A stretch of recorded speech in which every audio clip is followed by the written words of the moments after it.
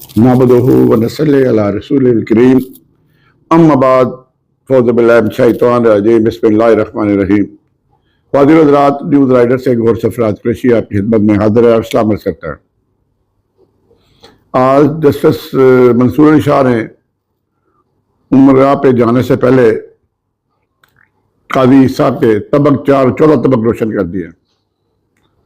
उन्होंने कहा है ये जो प्रैक्टिस एंड प्रोसीजर में तरमीम करके वो ऑर्डिनेंस जारी करके जो ये गंदा खेल किया गया है, इसमें जो जज कमेटी में शामिल है उनको तारीख कभी माफ नहीं करेगी। और दूसरा खत उन्होंने जस्टिस याह्या अफरीदी को लिखा है कि वो किसी स्पेशल बेंच और किसी लार्जर बेंच में हिस्सा नहीं लेंगे। और साथ ही वो आज फैमिली के साथ उम्रा की सादत हासिल करने के लिए मक्का मुकर्रमा चले गए। ये वो हालात हैं जिन हालात से पाकिस्तान गुजरा है।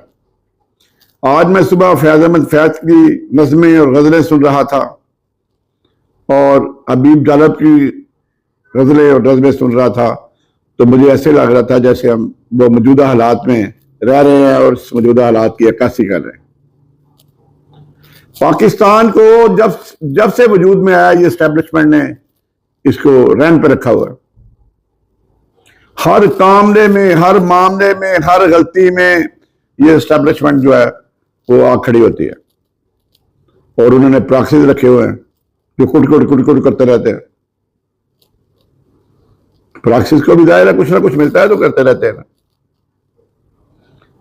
तो पाकिस्तान को इस हालात पे पहुंचाने में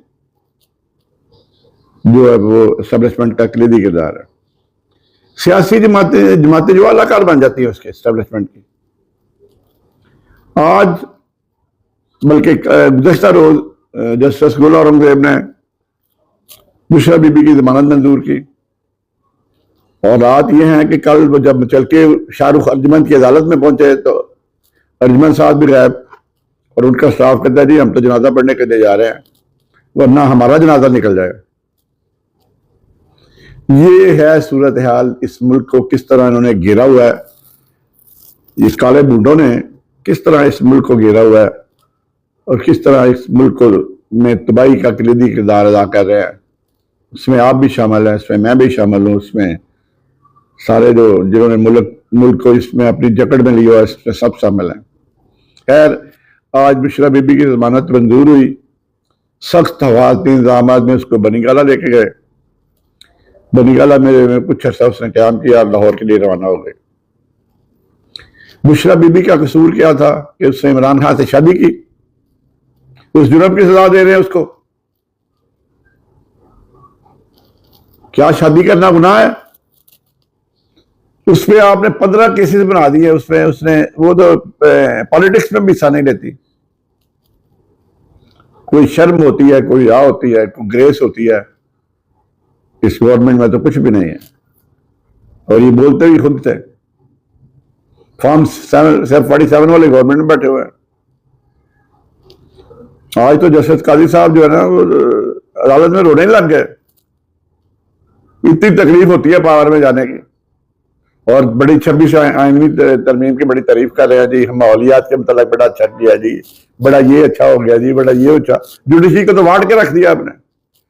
लोग अब जस्टिस मुनीर को भूल जाएंगे और जस्टिस काजी फायद ईशान साहब को मुनीर प्लस याद रखेंगे। जस्टिस मुनीर प्लस है वो, जिन्होंने आयल का हुलिया उड़ा दिया, जिन्होंने कॉन्स्टिट्यूशन में लोटाक्रेसी की इजाजत दी 4 दिन पहले ताकि ये 26वीं तरमीम मंजूर हो सके। पीटीआई से बैठ सी लिया। मतलब ये आपको तो तारीख हमेशा से अल्फाज से याद रखेगी। और लोग तो जस्टिस मुनीर को याद करते थे ना, जस्टिस मुनीर को भूल के अब कहेंगे जस्टिस काजी फायद शाह, जिसने नजरिया जरूरत को दोबारा जिसने जन्म दिया है। अब चूंकि याह्या अफरीदी साहब आ चुके हैं, याह्या अफरीदी भी बड़ा टेक्निकल खेला है। वो हर गेंद को बड़ा आराम से साइड में जाके फेंक देते थे। वो किसी कंट्रोवर्सी में बड़ा ही नहीं है। तो उनकी भी दिली ख्वाहिश होगी चीफ जस्टिस बनने की। यार बंदे की ख्वाहिश होती है। लेकिन आप राना सनाउल्लाह साहब फरमा रहे थे जी वो ग्रुपिंग में शामिल नहीं था इसलिए बनाया गया, और जब वो फैसले देगा ना तो अब वो फैसले करना जी अभी भी ग्रुपिंग की नजर हो गया, क्योंकि सुप्रीम कोर्ट के तो फैसले आपने मानने नहीं है, अभी स्पेशल सीटों का फैसला नहीं माना। और स्पेशल सीटों में जो नोट काजी फैज ने दिया वो उसने एक LLB के फर्स्ट ईयर के तालिब इल्म भी उससे अच्छी जजमेंट दे सकता था जो काजी फैज ने दी हुई है। आज फिर ये मुलाकात पे बैन लगाया था इमरान खान ने, इमरान खान की मुलाकात जज ने कहा 3:30 बजे हाईकोर्ट में पेश करो उसको, तो फिर सुप्रीम जेल को भी मुश्किल आने शुरू हो गए।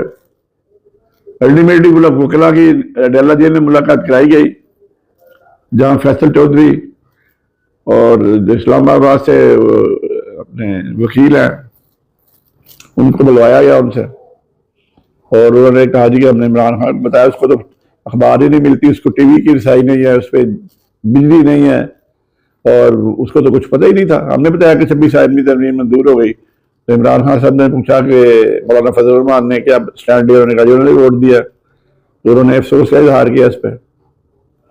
दूसरा आज इमरान खान की केस की भी समाअत थी, वहां वकला को नहीं जाने दिया अंदर, तो इमरान खान ने कहा जी कि मेरी इन्होंने बच्चों से बात करवाई, जज को कहा, तो जज ने डिप्टी सुप्रीडेंट को बुलाया, तो उन्होंने कहा जी वो बच्चे नहीं मिल रहे, मोबाइल पे बच्चे नहीं मिल रहे। इतना बड़ा झूठा आदमी है डिप्टी सुप्रीडेंट, तो इमरान खान ने कहा तो पढ़े लिखे बंदे हो गए, झूठ बोल रहे हो, तुम्हें शर्म आनी चाहिए। अभी ये जिन हालात से इमरान खान साहब गुजरे हैं, अगर ये नवाज शरीफ और शहबाज शरीफ और जरदारी पे होते तो उन्होंने कहना था, इवन बेनजीर भुट्टो पे होते तो उन्होंने कहा मुझे तो पाकिस्तान से बाहर भेजो, मैं तो सियासत नहीं करनी। जैसे नवाज शरीफ भाग गया था, जैसे बेनजीर भुट्टो शहीद भाग गई थी, वो भी एग्जाइल में रही है, सेल्फ एग्जाइल में। लेकिन ये एक मर्द मोमिन पैदा हुआ है, अल्लाह ताला ने इसको पैदा किया। जो ऐसे लीडर सदियों में पैदा नहीं होते, जो आने दीवार बन के जेल में खड़ा, जो मर्जी सख्ती कर लो वो बर्दाश्त कर रहा है।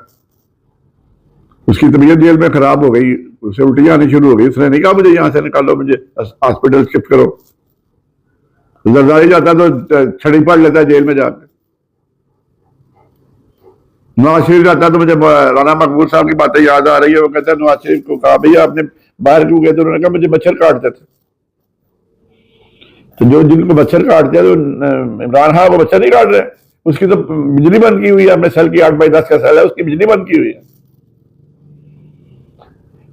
यही कहा ना, जुल्म फिर जुल्म है, बढ़ता है तो मिट जाता है, खून फिर खून है, टपकेगा तो जम जाएगा। जो फस्तायत आपने इस्लामाबाद में की पीटीआई के कारकुनों पे, पीटीआई की ख्वातीन पे, इमरान खान की बहनों को जो अकेली खड़ी थी, जो दफा 144 का भी हुई थी, उन पर दहशतगर्दी के मुकदमे बना दिए, उनको जेल में भिजवा दिया। मतलब इससे बड़ा जुल्म क्या हो सकता है। तो उसकी बहन है नूरीन बेचारी, उसकी एक आदमी वो नहीं अपना मुझसे मुलाकात नहीं करवाई जा रही इमरान खान की। आखिर ये चाहते क्या हो आप लोग? इस तरह मुल्क तो नहीं चलते, और इमरान खान के बगैर आप हिल भी नहीं सकते। 5 नवंबर को अमेरिका का इलेक्शन है, अगर तो दुआ करते हैं डोनाल्ड ट्रंप जीत जाए, तो वहां से एक ही गैटी होनी है, तो जेल कार्डियाला के दरवाजे खुल जाने हैं।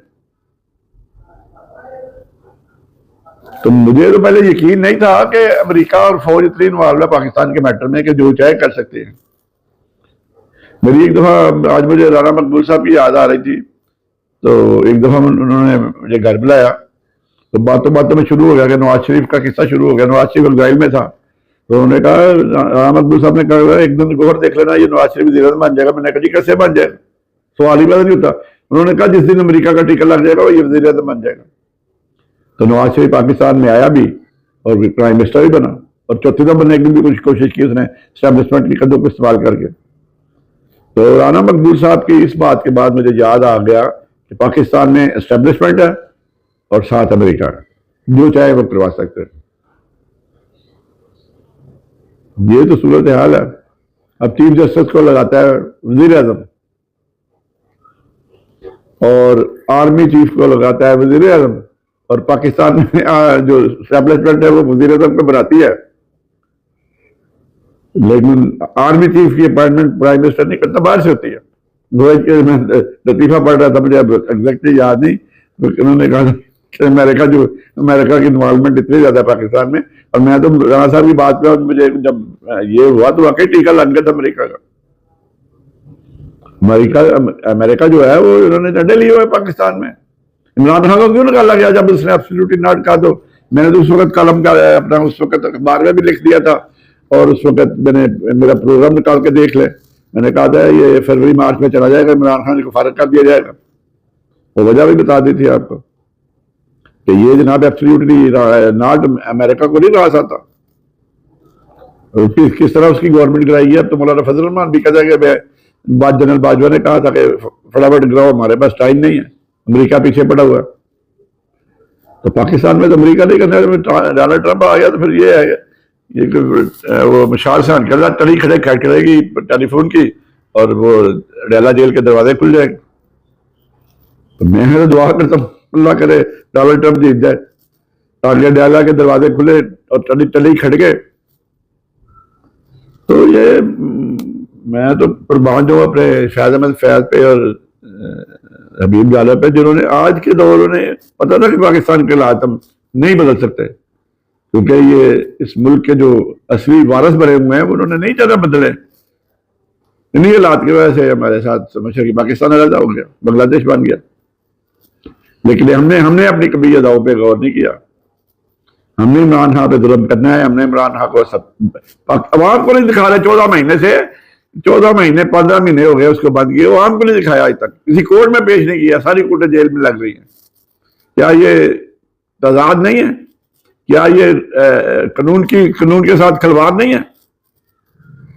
क्या ये बदमाशी नहीं है? ख्वातीन हज़रात, वीडियो लंबी हो रही है, अपना इसी के साथ मुझे इजाज़त दें। दुआ में याद रखें कि दुआ का ख्याल रखें। अस्सलाम वालेकुम रहमतुल्लाहि व बरकातुहू।